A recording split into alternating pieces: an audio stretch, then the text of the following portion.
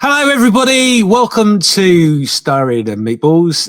My name's James, and we are almost ready to have our first very nice guest. I'm here with Graham, Carl, Steve, and somebody else. Steve!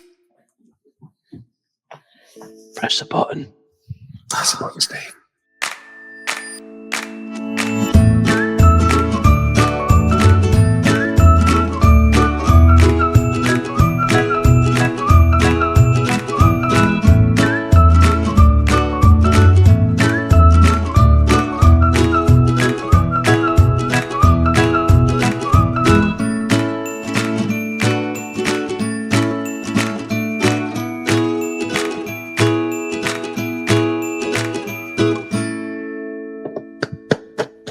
Well, I don't know how painful that is for the listeners, but it's certainly painful in the studio. Anyway, welcome to Styrene Meatballs this week, this fortnight, whatever it is.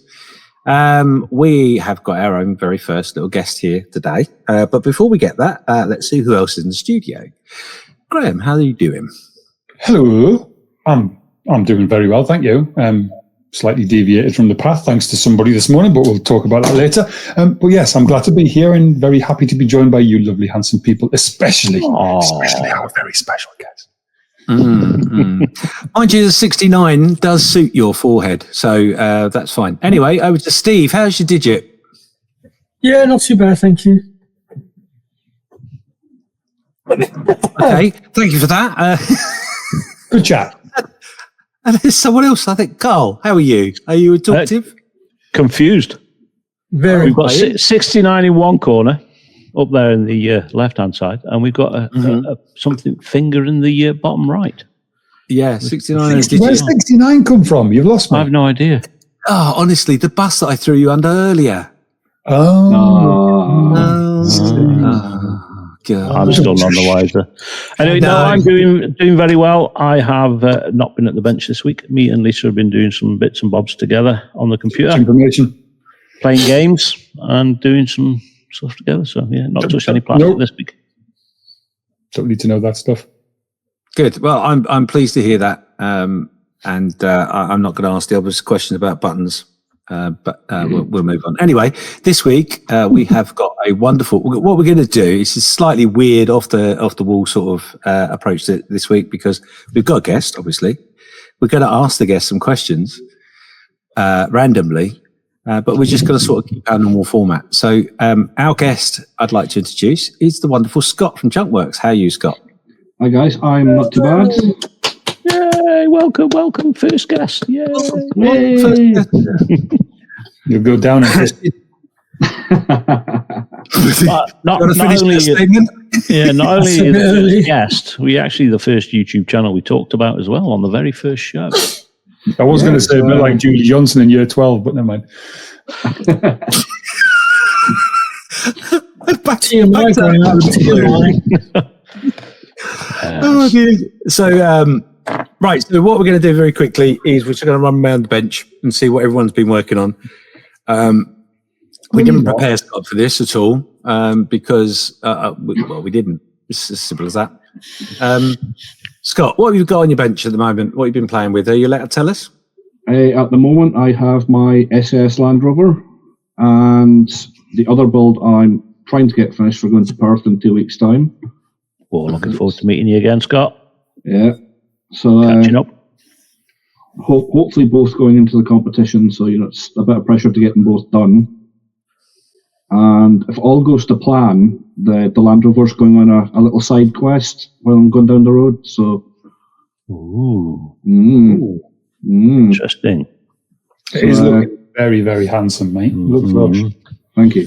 Yes, I was doing a bit of research and I found out that David Stirling's monument is not far from Perth. Oh, so I thought I'm probably never going to get the chance to do it again. So I'm going to take the Land Rover to the monument and hopefully do like a little photo shoot at the monument with the Land Rover. Nice. Which I thought would be quite a... That's pretty cool, actually, Yeah. You're going to go for a perspective picture with that, Scott? I'm going to try. Nice. I like the idea of that. Yeah, so we'll be able to see the statue that you've made in scale against the Land Rover. yeah. Well, hopefully if I can get it all to work, and I can hopefully get the stuff down there in one piece, and yeah, I just thought it would be it's quite a cool idea. Yeah, And then the other one I was working on was just a small one, a Start Leopard tank. Oh, what's up, Dave? Hello? Steve. That's to turn me off. It's almost like a sort of Berlin Brigade type camouflage on it. Nice. It's just been a headache. Yes. I don't fancy doing like a Berlin camo. No, messing my head too much. Yeah. I did it on the Chieftain a few years back. It was all right. All You just about, got to be methodical about it. Well, there you go. That's why I won't be doing it. If there's anything. Oh, no. You struggle with just squares, James. Oh, yes. No, you can stop with yellow squares. It's In just fairness, yellow in general, really, isn't it? Really. I just started. Well, no, I don't do general yellow. General yellow is not a very good piece. Or To correct yellow for that matter. Yeah, was that yellow correct, by the way? Which one? Any of them. Really, yeah. Oh no, not all of them are incorrect. Well, basically, it's down to the viewer to decide which yellow goes with which project. This is the idea. You see, I think creating interaction. in a Have you former shown life, now? in a former life, I think you must have been like a wasp or something. Yeah. You just have some kind of thing with yellow. It's like it's your nemesis. Well, possibly it could be. Just Either send a that, or picture it to was. Dow. Oh no, I Hallelujah. stopped sending pictures to Dow. I'm not allowed to do that anymore. Not after the court injunction. Anyway, what have His you been wife working won't on? like that. I think you should create a diorama with AA and British Telecom bands from the 1980s. Do you know, that's where I thought you were going to go with it. I got to be honest. I've actually got that in my head. The BT vans. But anyway, Steve, what have you been working on? Let's move on from yellow. I haven't been doing too much, really. I'm on half term this week, so I'm having to do stuff within the house. Oh, you've got the dreaded wife list, haven't you? Yes, I have. Yes. Today I've been like doing the downstairs utility room and downstairs loo, sanding that all down, ready for paint and whatever. So, yeah. And then I've got to do the front room next. No, I've got to do the hallway next and then the front room. So, yeah. It's yeah, I've been doing a little bit, doing some bits and pieces, but not much. What do you mean you've not been to the bench? It seems like you've got a lot going on, be honest. Yeah, A lot to get away from. Yeah. Yeah. So I'm not going to ask Graham because it's not very interesting, really. It's just basically a bus with 69 in the front of it. I've been working on my Liberator and the colour yellow, and it's been going all right actually. I've repainted the fuselage completely. We are back on track. So we've got a little bit of touching up to do on the Liberator this afternoon. And then she's into gloss. Nice. So there'll be decals and playing with other bits and pieces. I got her legs to play with, but they're not yellow, so I should be all right with that. So there you go. Well, that was the bench news. Oh no, sorry, Graham. Graham, what have you been doing on the bench, Graham? Well, Go on, tell us. What's the James. reference to the 69 all about? Tell us. it's the back on track thing, which I'll pick up on in a minute, actually. But the plan changed somewhat this morning. I was building was sort of still am because not still some of it's done. The 48 scale Seeking from Airfix. Mm-hmm. And I've been on that for a few weeks now. Very slow build, but as I haven't had much time at the bench. But I noticed a couple of weeks ago that the fuselage wasn't quite lining up at the front. The roof above the cab was looked like it was bent on one side. So I managed to kind of not stick it together, but clip the rest of it together just as a dry fit and put the roof panels together using the locking pins, into the locating pins. And I thought I'll just leave it like that, and then hopefully it'll just, bring it all level by the next time. Anyway, I've come to it today, and it's still not. It's still warped to hell. And then when I looked at it from a different angle, the whole roof on the left-hand side of the fuselage is twisted and out of shape. So, I mean, it might come together in the end, but then again, it might not. And I don't really want to go ploughing through a build to find that I can't put the fuselage together at the end. So I've dropped Airfix an email and said, can you send me a new one, please? Fuselage, that is. I don't need the whole kit. And until I know that, I don't really feel comfortable carrying on. So I was chatting with Mr. Skiffins this morning, and I was just going to say, Graham, I mean, there is a way around the fuselage problem that I didn't tell you earlier. No, because you're going to tell me to do a cutaway, and I'm not doing that, all right? No, I wouldn't do that. That would be silly. Yes, you would. But what you could do is you could paint it yellow and call it a banana. Yeah. But then again... I've got just a very tool you need to perfect tool there. Make the adjustments there. That would sort it. Yeah, so we with myself and James were sort of, well, James was prodding me with various ideas and challenges, as he does. Oh, thank you. And I just started looking through my stash, thinking, what could I build? And everything I pulled out, I couldn't really get on with it. And then I looked up on the shelf, and I saw something that I've had for about 4 years or something, but never really got around to building, and suddenly had the urge to build it. And that is a massive Soviet rail gun tank locomotive type thing. Massive. Yes. Oh, railgun. 1/35th scale MBV2 from Hobby Boss. It's over 1/2 meter long. Jeepers. And it sits on some tracks. And then James had also mentioned another little challenge, which I'm not going to talk about now because I may take him up on that and have a little plan for it in the future. So yeah, I've got stuck into that. I've got a little bit built, just the sort of set of wheels and stuff like that. But yeah, it's that hard green Hobby Boss plastic. So there's very little flash. In fact, there's no flash at all as far as I can see. A little bit of cleanup, cleans up nicely with a fairly coarse sander, and I'm sticking it together using Deluxe Materials Plastic Magic, because I find on those harder, clickier plastics, I think that works better than Extra Thin does. There you go. That's me. Cool. That's excellent. Okay, well, so I'm going to hand over to Cole very quickly, because I've just... I'm going to hand over to Carl, and Carl's going to ask some questions. Carl hasn't told us what he's building, and neither has Steve. Carl, I did Steve did. Steve did. He hasn't. No, I've not done anything this week. As I said, me and Lisa have been playing some games on. Oh, you have? Yeah, sorry. Of course you have. I forgot you and your... You said you didn't want to know about the buttons he's been pushing. I didn't. No. Sorry, no. Carl. I forgot. Sorry. No, we've been playing a little game called Valheim, which is like a little role-playing strategy game, survival game. That's just not made it any better, has it? Not for Graham, no. Graham's now caught with the image of Carl and Lisa doing role play, which anyway. He'll grab a hold of himself in a minute, it'll be fine. Right, and today I'm the washing machine repairman. Well, firstly then, Scott, I'll hand you over to Graham for the first question. Oh, will you? Oh, God. Breathe, Graham, breathe. Sorry, I'll straighten myself out now. Sorry, Carl. Sorry, Lisa, because she's going to kill me when she hears that. Sorry.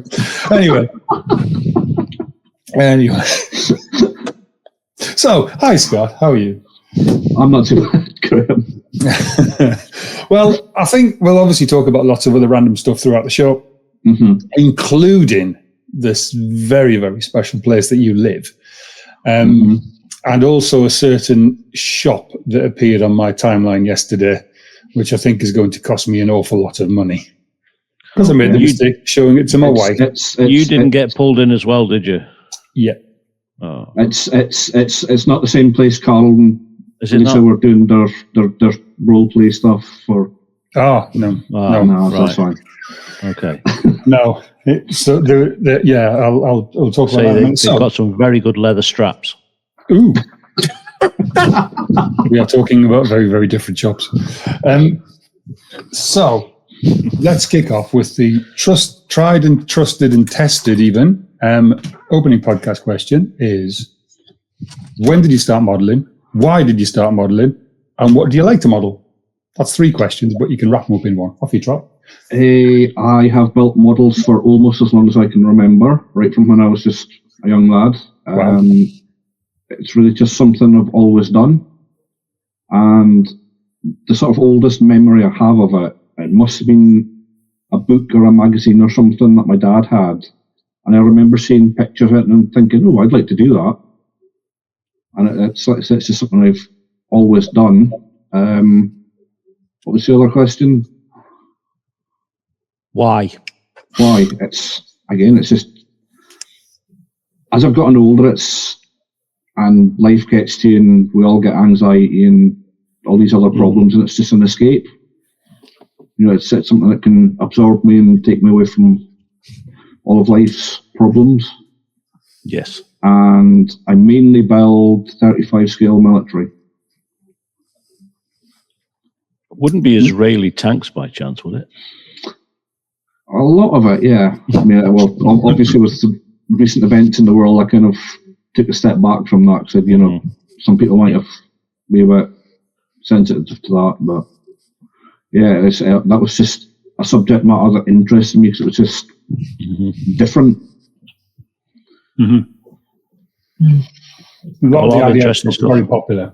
Yes. Yeah. And as well, I served in the forces, and it became quite evident I was very, very good at vehicle recognition. So there's a couple of us, we used to build the models for that as well. Oh wow! Okay, so that's pretty cool. Interesting. Yeah. That's pretty cool. It was a bit easier to get a 35 scale Challenger tank than a real Challenger tank into a classroom. On the desk. Yeah.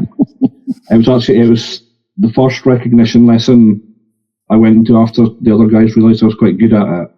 I remember Corporal Brock on one side and Corporal Peatley on the other, and they sort of frog marched me into the classroom and sat me down in between them, and like all the slides came up on the screen, and they're like, "What's that one? What's that one? What's that one?" And filling in the test paper. Wow. So it was just after they realised I was so good at it. So and I later went on and qualified as an instructor in it as well. So. So how long did you serve for, Scott? Nearly 8 years. 8 years. Okay. And your regiment? I was in Highlanders. Highlanders. Nice. That's really cool. How much time do you get to spend at the bench? And are you like an every night man or just weekends only? Just when I can. We'll go into it later again. But with my job, I work with small fiddly things all day, so it's not always easy to come home and work with small fiddly things at night. So it's I try to get to the bench as much as I can. Yes, I believe you have another passion as well. Mm-hmm. It's got 2 wheels. Yes, I'm quite a keen biker. And again, I've been around bikes pretty much all my life. So I bet you got some excellent countryside for riding around in up there as well. Yeah, there's only so many roads you can go around on an island. So, but yeah, we've got quite a big bike scene here. So it's nice. Just last weekend we had a big Easter egg chariot. Saw some of the pictures. I saw the photos. But was everybody on there from the island, or yes, people come over? No, there was about 40 of us, and it was 2 of them organised that, and I think we collected about 80 Easter eggs for food bank. Nice. Right. It was 2 years ago now. We had a massive charity ride for Clan, and we actually had nearly 200 bikes on the road. Wow. Which was quite something. Gee whiz. And it's actually an incredibly stressful experience riding a group of that many bikes. But yeah, it was quite something to be part of. So. Blimey. So. And what bike is it you got? Sorry. Go on. Sorry. at the moment, I have an extremely grown-up, sensible BMW, which I haven't heard the end of yet. Like the bike I had previously, it was a bit of a mad machine, and I had to get something sensible before it either killed me or I was up in front of the sheriff handing my license over. So get something sensible. Yeah. That's not something I've ever. Well, I've been on a motorbike a couple of times, and no, it was too scary. Too scary. No, I love it. Oh, it's nothing scary about it. It's lovely. Lovely being on a bike. It's just, for me, I'm just a fair weather rider, so it's got to be just right. It can't be hot, can't be cold, can't be raining, can't be snowing. Yeah. But you live in England. Well, yeah, I know. That's what makes it so challenging. You buy insurance for a year and you use the bike 3 times, and that's money worth every penny, isn't it? Really. It gets the weather becomes more challenging the further up the UK you come, James. So Yeah. it can be extremely challenging here in the middle of winter. Yeah, I wouldn't want to do it in the middle of winter. No, definitely not. I used to ride a dirt bike when I was younger. Yeah, 4 wheels for me. 4 wheels and some doors. That's what it's all about. It's got outdoors. Yeah, something with a roof. Yeah, roof. Seat belts, all those things.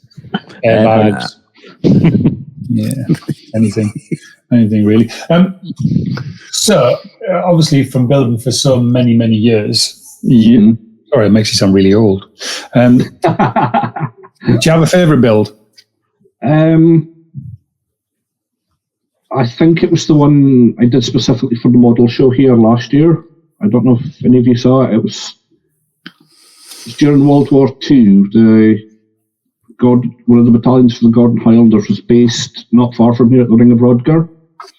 And there's a photo of their Bren carriers coming in and out of the ditch at the Ring of Rodger. And I thought, yeah, I'm going to try and do that, because it was a late friend from the Model Club had set us all this challenge to do something about Orkney. And I just saw that picture and I thought, yeah, I'm going to give that a go. So nice. And I also remember my great uncle used to live around that area during the war, and I remember him speaking about seeing the Bren carriers. So it was kind of a bit of a tribute for him as well. He passed away a couple of years ago. Have we got a picture of that we can stick on the Facebook group? Yeah, I'll send you one after the. Cool. Good stuff. And do you enter competitions with them or not, or do you just build for yourself? It's mainly just built for myself. So Perth this year, I'm entering the 2 models, and it's a bit daunting because it's not something I've done before. But you don't know if you don't try. So what made you think of putting them into the competition this year then? I just thought I'll give it a go. What have I got to lose, It's not as if you go Perth Model Show every year either, is it? No, well, it's It's a bit of a drive. Getting anywhere from here is a bit of a challenge. So it's when I came down to Telford with Carl. I left here on the Wednesday night to meet Carl in Aberdeen, so I could get down for the weekend. So it can be a bit of a challenge getting places from here. So God, how long ago was that? That's 2018. I think it was either 18 or 19. Long time ago. Yeah, long time. Then getting home was even more of a palaver. So. Oh, is it a little bit like Wales then? You're right leaving, but they won't let you back, or is it the other way around? Wales? I can't remember. Yeah, it's actually funny. A lot of people they mistake an Orkney accent for a Welsh accent. So they might let me into Wales. I don't know. As long as they don't turn you around to the border and go, no, you're going the wrong way. That's the way you go. I don't think they do that to the Welsh anymore. Yeah, cool. So with with this in mind, obviously you're reaching out to do competitions, which is something new. What is there like a holy grail build that you want to build that you've got in your head but you just haven't got to yet? One of the things when I'm at work, I have my headphones on and I'm listening to podcasts and things, so I started going on listening to a lot of things about the Falklands conflict. So what I've got coming up, I'm going to do, obviously there's a lot of heavy armour there, but they had Scorpions and Scimitar tanks.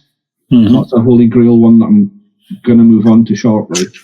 It's doing one of the Scorpions or Scimitars from the Falklands conflict. Nice. So that's kind of a grail one at the moment. Nice.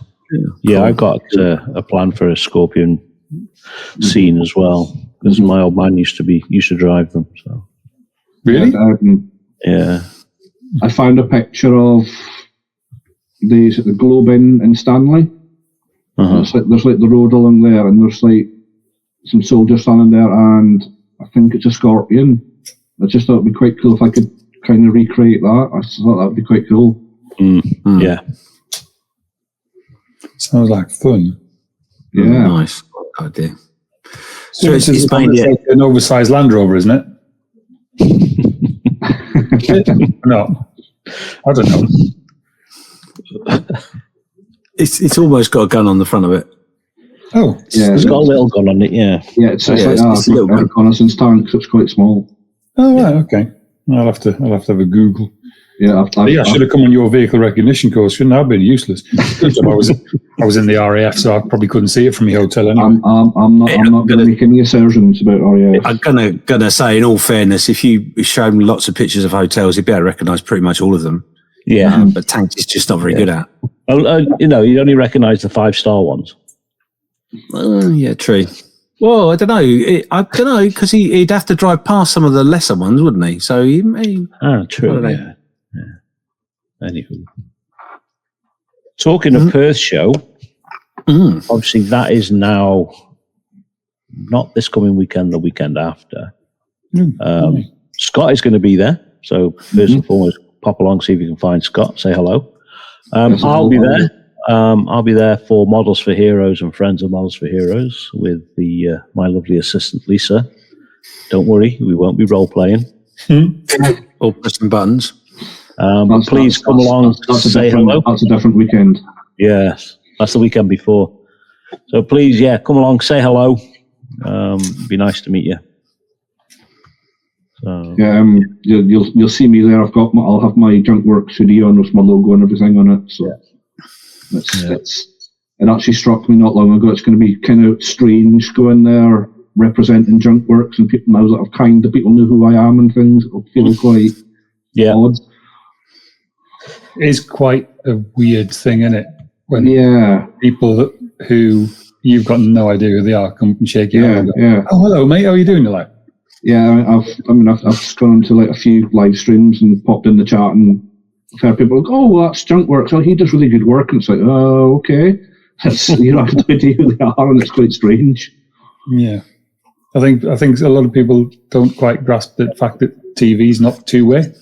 so they've seen our faces, but we don't see theirs. And it was like, I'm sorry, mate, I don't know who the hell you are. And you may know them very well from chat. Yeah. Like 649 Dave or something like that. And hi, I'm Steve. Okay. Hi. Hi. It can be difficult. While you're talking about shows, as well, I won't be up at the Scottish Dance. It's something I must get up to eventually. But I'll actually be at Airfix Model World at the NEC on that weekend on the Models for Heroes table. So come over and see us. Say hello, and we'll send pictures to you, to Junkworks, Scott, and from one show to another. Wishing you luck. What date's that, Jim? 26th, 27th of April is at the NEC. Yeah. Okay, I did see it. Almost killed the Scottish Nationals, that show. Oh, right, okay. Because the first year, the one that was on in Birmingham, Scottish Nationals, I think the attendance was down 50%. Oh, wow, really? Wow. Yeah. No, that's So not it's good. just one hole this year rather than two. Oh, that's a shame. Yeah. They we thought this year they'd actually change the date to the Scottish Nationals, but no, they kept it the same. So they really should change the date. So see how this year goes, because at the end of the day, the one at the NEC is obviously a combined event with all sorts of types of model making. So Yeah, it's a lot of railway there, isn't there? Yeah. So, and I think there was, I mean, I've not been to the show, so I don't know, but I think there was an awful lot of excitement about it for the first year. Whether that continues, which I hope it does, sort of, but also I hope it doesn't to a point, because I wouldn't want Scottish Nationals to suffer like that, really. But yeah, we'll see. We'll see. Anyhow, On something completely different, Graham, I saw your picture. Was it a Kestrel? The one you'd edited on the phone? Oh, no, that was a buzzard. Buzzard, that was it. Yeah. Fantastic picture, by the way. Thank you. Thank you. Obviously that's something I want to, well, I have spoken to Scott about in the past, and I will definitely be, well, put it this way, I was talking to my missus yesterday, and I mentioned that you were coming on the show today, and I was like, oh yeah, and then I was showing her this certain shot. Oh, in fact, bugger it. Shall we mention the shop? Because I made the mistake of showing my wife the web page for is it Orkney? Ortac. Yeah. You did get pushed in. And oh my God. Yes, I've got 2 items sitting in my basket at the moment that I shall be ordering towards the end of the month.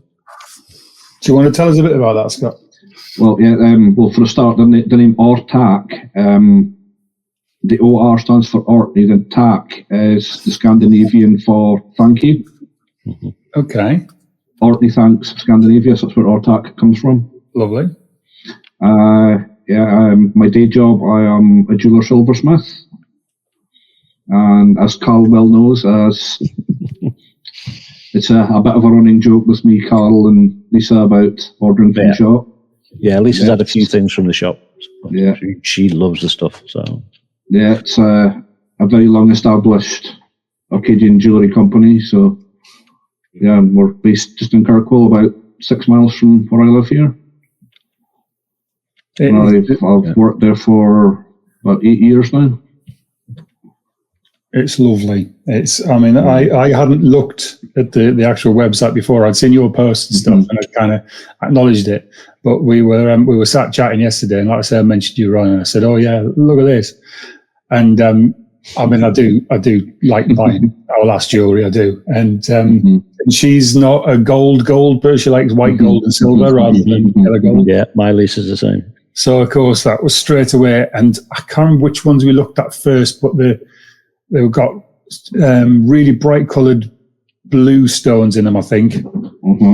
And they were just like, wow. And then we started scrolling through, and then got to the thistles. And the couple of them were just sort of like in silver. And I said, you know what? They would look brilliant with a nice purple stone where that thistle is. Then flicked to the next page. Oh, just like that one. So yeah, I think my credit card will be hitting your website pretty soon. Well, the business is appreciated, so yeah, it's really good. We'll put a link up on the Facebook page. Yes, we will. The link will go about everything we talk in here on the YouTube and whatnot. Yeah, I'm sure my boss will be most appreciative. Yeah, it's all lovely stuff. So do you specialise in any particular part of it, or do you all just do a bit? I do mainly finishing work, so I'm like the last port of call before it goes out to a customer. Okay. So it's my job to put stuff together and make it look shiny and pretty and the finisher. Yes. Cool. There's a little it's an old country estate near to us, and they've got like the old stable yard is now converted into like lots of these places where the little sort of niche jewelers and glass blowers and all that kind of stuff. And the jewelry shop there, one of them offers where you can pay like £100 and go and have a day, learn the basics of jewelry making. And it's something that our last sort of mentioned she'd fancy doing. And I think I quite surprised her when I said, yeah, I wouldn't mind having a go at that as well. Yeah. So I think there's reasons why we can't book anything at the minute, but I think later in the year we're going to try and get a day and just have a bash it, make it it's. I think you'd enjoy it if you like doing creative things. You'd probably. I will warn you, it can be extremely tough on your hands. It can be hard going. I mean, you probably can't see it, but I've got hands like leather from working with hot stuff. And don't you get quite a lot of comments about your fingernails as well, Scott? Yeah, I get a free manicure from polishing all day, so I've got really shiny fingernails. Yeah, I get that. The internet. Interesting to note that you're a finisher at work. Going back to the scale model making, is there a particular part of the process in which you prefer, or are you a finisher on that as well? I think I quite enjoyed the weathering stage, and that's when it starts. The model starts to come to life, and I can see what's in my head starting to materialize in the model. If you know what I mean. That's one of the things in my job can be extremely repetitive some days, and I'll be sitting there and just suddenly an idea will pop into my head, and I'm sort of building the model in my head. It's just one of those weird dyslexic traits that we do is we can build and see things in your head and see it coming together. I'm a little bit like that with photography, and it doesn't always work, but it's nice if you have that vision before you actually take the photograph or build the model. It's good to kind of have something to aim for at the end of it. Yeah, it's just really weird dyslexic traits that we have, is we can sort of visualize in our head and build in our head before the thing. Do you find with that trait that it fights against you as well, though, or does it? Sometimes, yes. Have you learned to not allow that to happen? Because I know for me, I find I'm dyslexic and I have that trait too. But the problem is I'll get to a certain point and have all that vision going on in my head, and then the next time I get to it, it's like, no, we're not doing that. We've moved on now, and I'm like, oh no, I want to do that. Yeah, it can be a little bit like that sometimes. You'll get to a point and you think it was going to go that way, then all of a sudden you go, oh, that looks better that way, and. Yeah, I find that a lot. Yep, that's good. That, but you, James, you have that vision for other people as well quite often. He does, doesn't he? Oh no, this is how I manage my that element of my dyslexia is that I reflect it onto other people, and that way it helps because it helps inspire people to do something different. But on the other hand, it also makes people not talk to you very often. So that it works both ways. I think our conversation this morning, I think I kind of shocked you when I came up with the idea of how I wanted to finish that rather than you. Well, yes, Graham. There are occasions where people's vision and the way they want to finish something off does surprise me. We normally get when we start to build somebody. Well, what you could do, mate? I mean, you could do this to it, and you could do that to it. You set it here, and then today I just went. And then what I could do when I'm finished, I could do this, do that, and you went, oh, kind of disarmed. But this is the good thing, you see. It's one of the reasons why I started doing the inspiration boxes is because the amount of people that have done that, and now when I do speak to them, which is not often, but when I do speak to them, they're like, "Oh, I've had this idea." La, la, la. And I'm like, "Oh, maybe. Oh, yeah, but I'm gonna do it." And I'm like, "Oh, okay. I don't need to say anything anymore because they've already gone off on a tangent." That's right. And there's nothing better than pushing someone under a bus in the tangent way, not physically, obviously. I want to endorse that, but it's quite funny. Yeah. Go on, James. Go on. Sorry. No, go on. I was going to say, because in case anybody hasn't twigged now, Scott lives in Orkney, and I am a bird watcher and of late a bird photographer. And Orkney is a very special place for the birds, and I'm imagining from some of the photographs I've been seeing from elsewhere that you have got the little coloured beak friends there at the minute. Yes, puffin season has started. They have been sighted on the Brockabursey, which if you look at a map of Orkney, it's a tiny little island just off the northwest of Orkney. Mm-hmm. And that's kind of one of the main spots that's quite easy to get to see them. And the puffin season starts sort of around the start of April. They come ashore, start breeding. Yeah. Yeah, I've seen some photographs of them up in Bempton Cliffs up in Yorkshire, which is where I'll end up going. I can't get there for the next couple of 3 weeks, I suppose, but I will definitely be having a day up there. But it's not quite the same because obviously it's an RSPB reserve and you're restricted to where you can go and that kind of thing, whereas a lot of other places you're a bit more. I certainly know if you go down to Skoma, you're literally, they're running around your feet. As you're walking through the pass, but trying to get a ticket to get over there they're sold out literally within hours of going on sale. Yeah, I mean, fortunately here you can get very, very close to them. There's another place called the Castle of Bruin on the island of Westray that's really easy to get to them there as well. And you don't do any photography yourself, do you? Or bird watching and such? I dabble here and there. It's I've gotten a few interesting shots, but it's just been pure coincidence. Right. I'm quite fortunate. We actually have just the hills just the other side of my house here, about half a mile away. We have kestrels and buzzards and all sorts of things up there. And then last winter, or the winter before, I'd gotten up from this seat, turned around and looked out that window, and there was either a kestrel or sparrowhawk sitting in that tree in the corner of the garden. And by the time I got my camera, it was gone. I was like, no! Yeah. When I started doing bird photography, I've been a photographer for years, been a bird watcher for years, but I never put the two together. Now, if I walk through the woods with a pair of binoculars around my neck and I see a bird, I can get those binoculars up to my eye, straight on the bird in an instant. It's not the same when you've got to get a camera with an offset viewfinder up to your eye to try and find where it is, and then secondly, getting the damn things to sit still for long enough to take a photograph. I mean, usually by the time I've put a little bit of concealer on a few spots they've got, and put a little bit of powder on to dull the reflection off their forehead, they just fly away for some reason. I don't know why. But they don't like modelling. I'm extremely fortunate to live what I do, and we get to see these things quite regularly. And we've actually had a slight increase of white-tailed eagles here as well. That was what I was just going to ask. Yeah.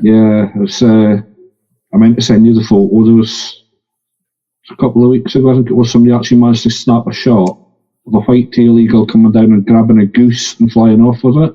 Wow.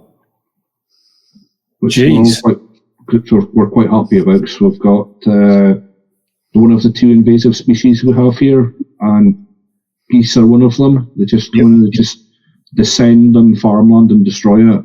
Yeah. So anything that can help dispose of them, that puts into context just how big a white-tailed eagle is, because a goose is not a light bird. No. That's a big. Even going small, like an Egyptian goose, they're fairly small, but they're still a hefty lump of meat. So it was just an incredibly lucky shot, and he just got the moment it picked her up and flew off. It was wow. That's amazing. Is there a good success story, the white-tailed eagle? There's a lot more. We've got a breeding pair over on the island of Hoy. And they've been successfully breeding for the last few years. So that's somewhere I'd like to go as well as Hoy, because I used to do a bit of rock climbing years ago, and of course the Old Man's a very iconic lump of rock in the rock climbing world. Lots of videos been made of people climbing that. Did part of that not collapse a few years ago? It's just because of where it is, it's constantly getting battered by the prevailing wind and the sea, so it's constantly sort of crumbling and eroding away. Yeah, I thought I'd read or heard somewhere that a large chunk of it had gone. But it's just the nature of where it is. It's just constantly getting battered by the weather. So it's certainly from my point of view as a wildlife person and photographer, it's certainly somewhere that I would love to live up somewhere like that. But my missus isn't so keen. She likes civilization. The winters here can be quite rough, because it's storm force, gale force winds and things most of the winter, and the sun sets about 3 o'clock in the afternoon, and it's middle of winter here is a bit of a challenge. Well, it doesn't really set, does it? You're talking like that's a bad thing. No, I love that. I don't like winters. Oh, I love it. It's my favourite time of year. I much prefer winter. It's starting to get hot in the minute, and I can't wait for winter to come back. Yeah, it's cool. So are you actually from Orkney, or did you move there? Originally, yes. Wow. Born and bred. Yeah. Strong in the arm. Viking DNA running through my bones. And what's the modelling world like on the island? It's actually, we have a modelling club, and it's, we have a monthly meeting, and we have a biannual show every 2 years, so it's usually fairly successful. And just recently, the toy shop in Kirkwall has actually started stocking Tamiya. Oh, It's been a big nice. boost for us as well. Oh, that's good. And what's even handier is I've just gotten a second job, and the guy that owns the model shop, the shop with the models, is going to be my boss for my other job. Handy. So, Bonus. yeah. Handy. I believe me and James talked a while back about potentially coming up to the Orkney Model Show one Yeah, year. well, the next one will be September 2026, Mm-hmm. and we'll be more than happy to have you. Yeah, come up with models for heroes. Yeah, Make a bit of a 4-day weekend or something out of it. Mm-hmm. Come visit the island as well. So Yeah, be a bit longer than that for me, wouldn't it? Be a bit longer than that for me, because obviously it'd be a little bit like you going down to Telford. I'll have to set up a week earlier, and long old journey. But yeah, I definitely really want to. Yeah, I mean, So, if you get the chance to come up, certainly come. And I mean, again, it's the wartime history here for you guys. It's just fantastic as well. Yeah. Just last year, I think it was, they opened the revamped Scotland View Museum over in Hoy. And it's all the design work is the same people that have done like the Imperial War Museum and things. So you get it's just really, really well done. I suppose a more important question would be: do Ortac do tours? Yes, Because I know somebody that wants to come along and see. just drop Lisa off at the front door, and I'll take her around, Carl. I'll take a purse with me. I was going to say, Carl, the best thing to do is drop her off at the door, take a purse, and I'll take you and her purse to a distillery somewhere, and we'll wait for her until she finished her walk around. Well, we now have 3 whiskey distilleries here. Nice. There's another one that's just recently opened. That's another thing Lisa loves as well, whiskey. Yeah, so we have 2 quite famous distilleries. Actually, they pretty much look at each other. It's Highland Park and Scapa Distilleries. So if you go down to Scapa Beach, Scapa Distilleries like at the one side, then you look up the hill and you can see Highland Park. It's just pretty much right opposite each other. Bit like Dufftown. Yeah. Interesting. Oh God, a Very week nice. of whiskey and model shows. Whiskey model shows and jewellery. I've got another modelling question for you. Mm-hmm. This is one I like to ask people: is there one modelling technique that you feel is sort of an essential part of your armoury that you would advise somebody else to try? That's a tough one, actually. Mm. I mean, what I do is like, I speak to like other modelling friends and they'll say, "Oh, I can't do that," and I'm like, "How do you know if you don't try?" So if I see other modelers like like a Night Shift or Plasma or something like that, I might not replicate it, but I'll certainly give it a go. And I would have to say my biggest thing is shiny things like cars and things like that. That's not my strong suit at all. It's if you make a mistake in a tank, you can just throw some mud at it. Yeah, I don't do shiny. That's what.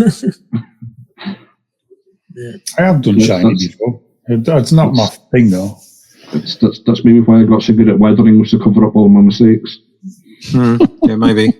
So talking about night shift and people like that, is there anyone that you are a fanboy of? Someone that inspires you on the YouTube world? It's just, again, Night Shift, Rick Lawler, all these, mainly the armour modelers. And it's, it's something for you to aspire to.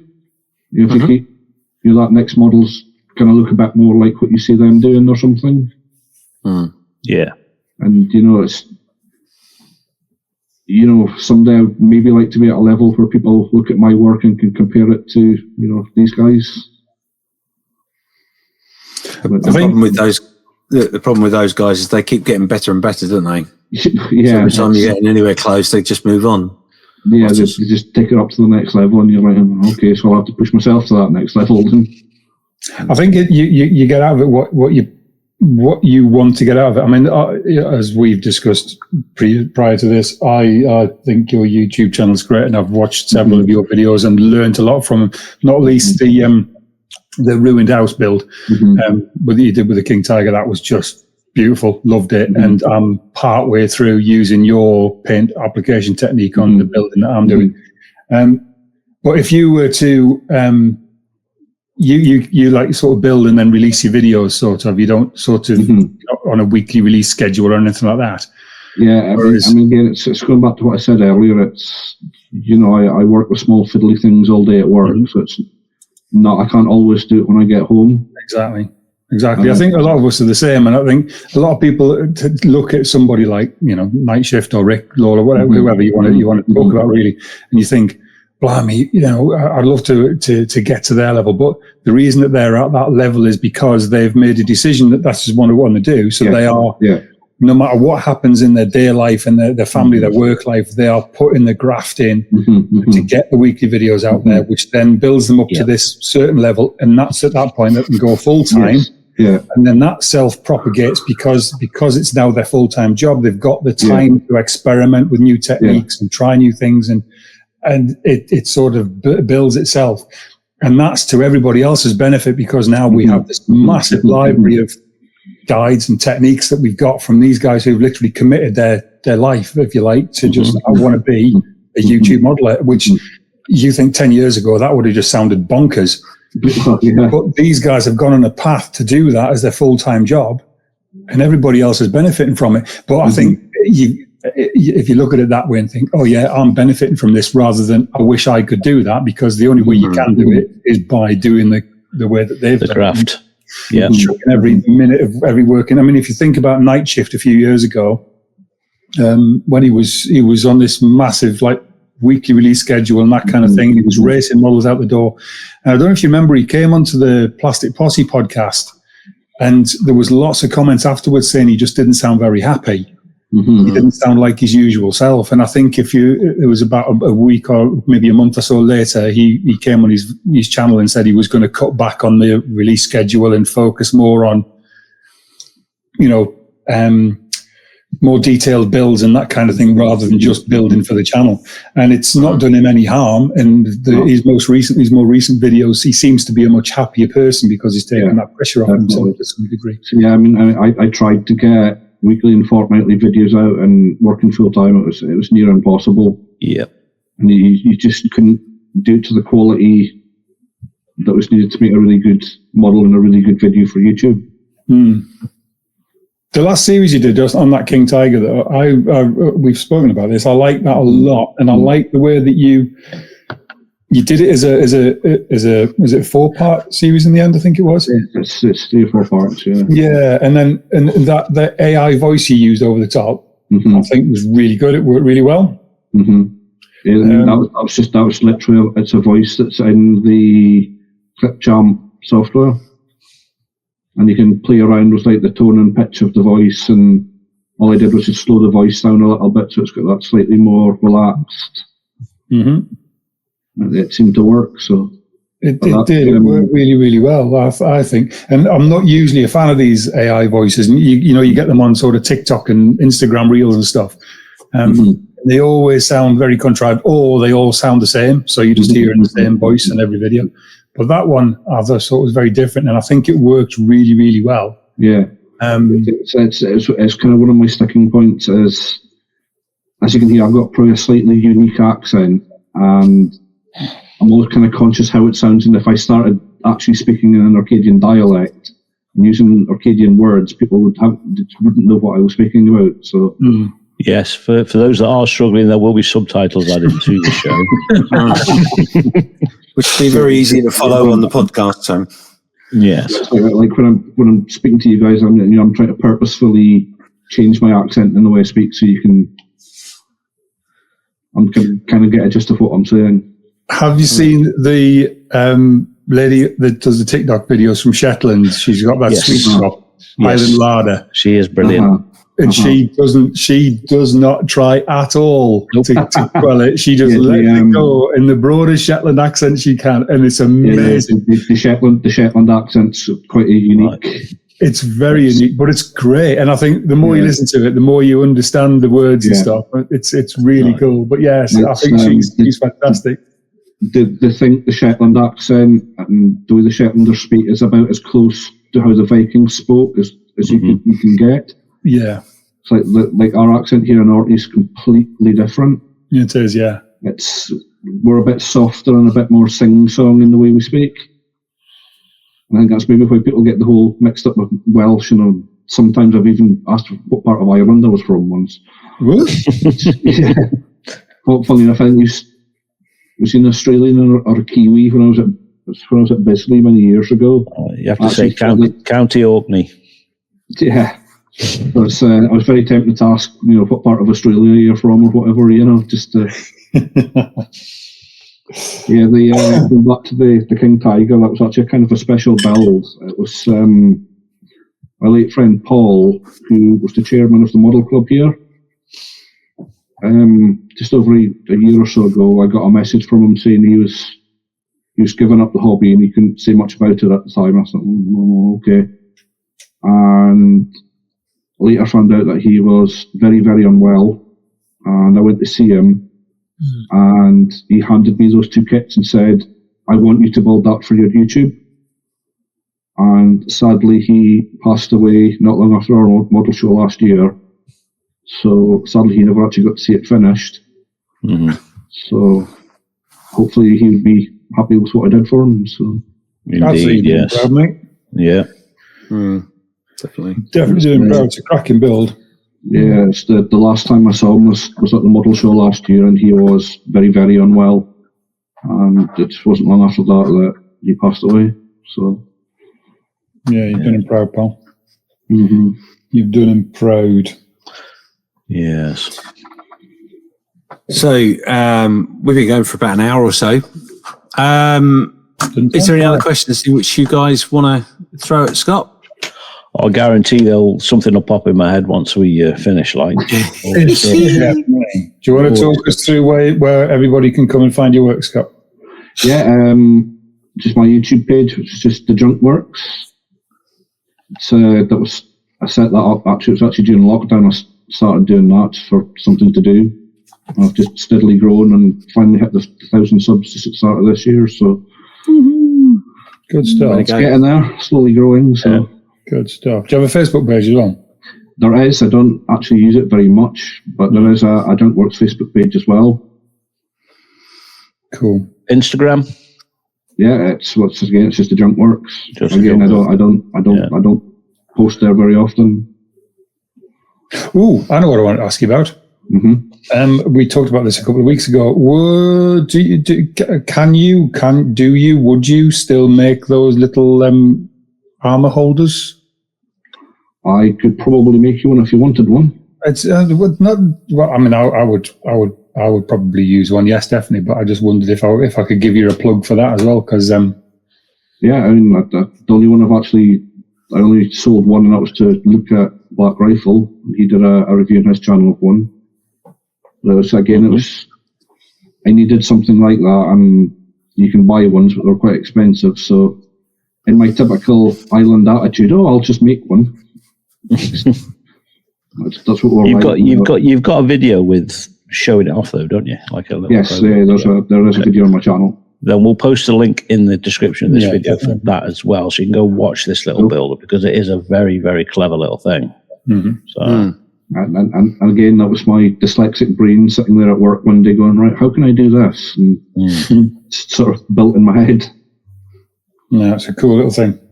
Yeah, we'll stick a link to that vid in the in the socials and stuff. But other than that, I think I've covered everything. Have you? Yeah, I think we did. Steve, have you got anything you want to?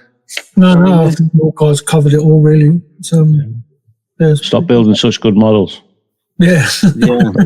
Making us look bad. I know you were saying about night shift and that. Every time you try and get to somewhere and they move on, you're the same, Scott. You're not helping us really, but we love watching you.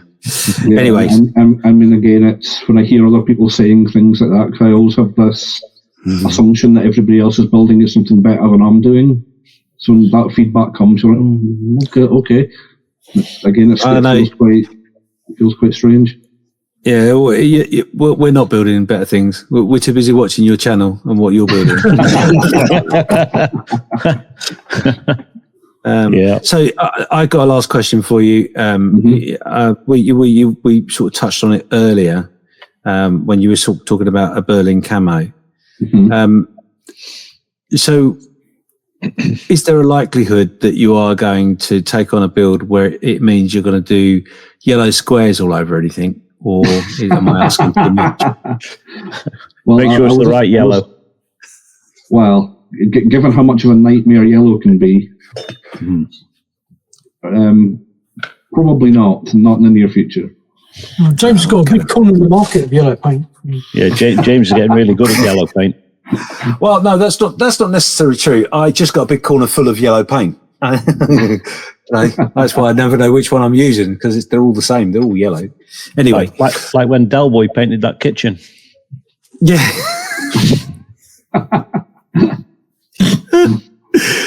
Oh dear. Well, anyway, there you go. So, I suppose it's only fair, really, Scott, that we ask you. Have you got any questions for any of these reprobates? No, I don't think so. Other than when you come to visit my homeland.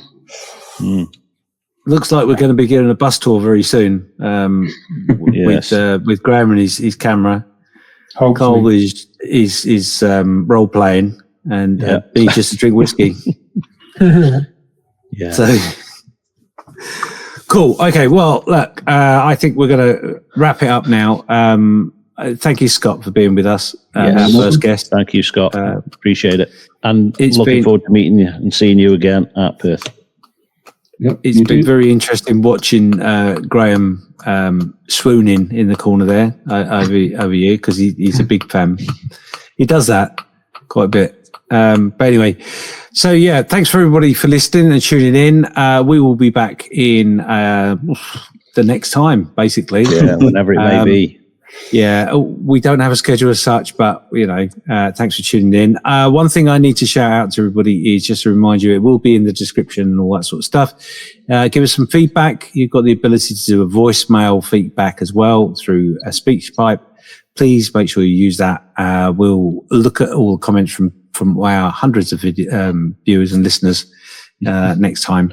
But and if you do even if you don't want to leave a comment or something or an improvement, just leave us a message. Say hi. Yep. And we'll play them on the show. If we've got an Instagram page, haven't we? We do, yes. We have. Yeah. If you go to Instagram, you can actually leave a voice note on Instagram, just as a direct message. You can just go on Instagram and leave a message there. Yeah, pop on and say hi, please. Just one thing, James, before we disappear. We need some final wrap up of the little thing that we did at the beginning of the month or the end of last month. Yes, because the final figures for everyone. Told everybody how much we had on this show. Oh, for the 48, you mean? Okay, yes. Yes, good point, actually. I'd forgotten that. It seems so long ago now. It's nearly a month ago. 11 months to go to the next one. It's a bit like Christmas, but a lot more pleasurable. Anyway, yes, funny enough, actually, this weekend is the weekend in which the final parcel left here. and the final monies were all transferred into the Just Giving page. So we managed to raise a mere £16,350. So congratulations to everybody that got involved. It's a phenomenal total. Did you take the money from Redbubble? No. So that figure will change. There is, as it happens, that was going to be something in which I was going to mention. So, there are still a few bits and pieces incoming that I've not told Malcolm about. So Redbubble would be one of them. So the final bits and pieces from the merch, which you'll be glad to know we sold merch on Friday still. Wow. Excellent. So that's phenomenal. Thank you very much for that. However, those in listener land, you need to keep an eye on the 48-48.org website, because there will be some interesting things happening over the next few months, which I'm not going to reveal right now, mainly because I haven't told the committee that's what we're doing. That sounds about right. Stay tuned. The idea of the merch being sold after the event and before the event will blossom, I think, will be all I can ascertain to. And I'm aware that there is a potentially another donor coming in with an amount of money for something or other. But whether that comes through our Just Give It or they go direct, I don't know. But thank you. A big thank you to everybody that got involved. Next year is already looking incredibly stupid, with some crazy ideas being thrown around. Some big names, I think, would be not too much to give away, potentially being involved. There's just I could sit here and tell you more, but I'm not going to. So. On that note, thank you for reminding me, Carl and Graham. And obviously, it's a goodbye from me and a goodbye from them. Yes. Bye. Bye. See you later, guys.